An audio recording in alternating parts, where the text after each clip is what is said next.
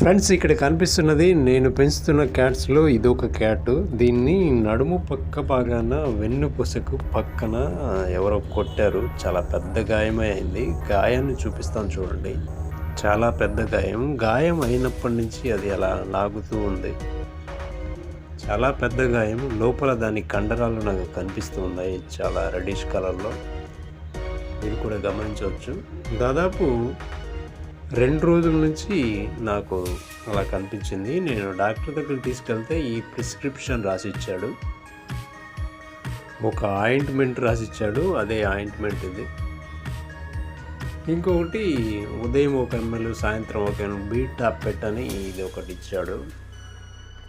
Almost ఇవి దాదాపుగా నేను 3 బాటిల్స్ ఇప్పటి వరకు వాడాను. 3 బాటిల్స్ వాడిన తర్వాత గాయం స్టాటస్ ఇలా ఉంది. బాగా తగ్గింది. చుట్టూ ఉన్న చర్మం మీద ఉన్న వెంట్రుకల్ని కట్ చేశాను.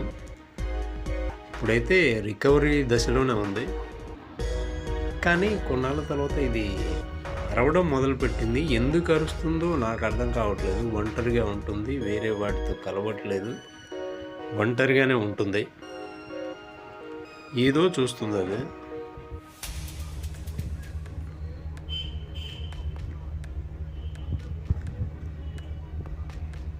కొన్నాళ్ళ తర్వాత అది సడన్గా ఒకరోజు చాలా నీరసించిపోయింది, సడన్గా పడిపోయింది. ఇలా అరుస్తూ ఉంటుంది.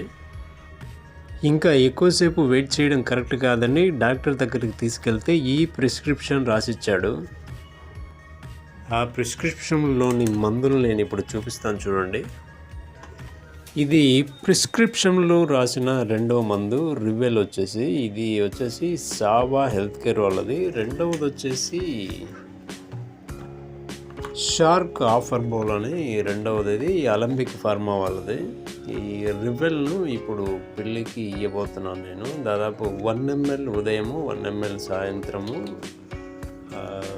ఫుడ్ తీసుకున్న తర్వాత ఇవ్వండి అని చెప్పారు. ఇది దాదాపుగా జ్యూస్ లాగా ఉంటుంది, చాలా పలుచగా ఉంటుంది.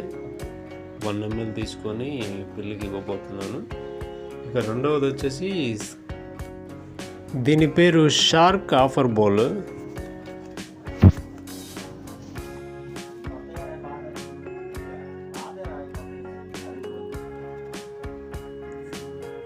ఇది చాలా థిన్గా ఉంటుంది, చాలా గట్టిగా ఉంటుంది, జిగటగా ఉంటుంది. ఈ మందు మనకు కావాల్సింది 1 ml కాబట్టి ఎక్స్ట్రా వచ్చిన దాన్ని అందులోనే వదిలేసి 1 ml వరకే తీసుకుందాము. ఇలా 1 ml తీసుకొని దానికి ఇయ్యపోతే చాలా మొండికేస్తుంది అది. అందుకనే దాన్ని ముందరి 2 కాళ్ళు పట్టుకొని నేను కొంచెం కష్టపడి ఇవ్వాల్సి వస్తుంది. చూడది మాట వినదు.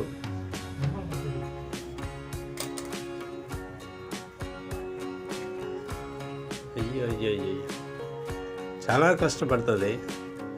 కానీ చివరికైతే కంపల్సరీగా మెడిసిన్ అయితే తీసుకుంటుంది, ఇబ్బంది పెట్టినా సరే.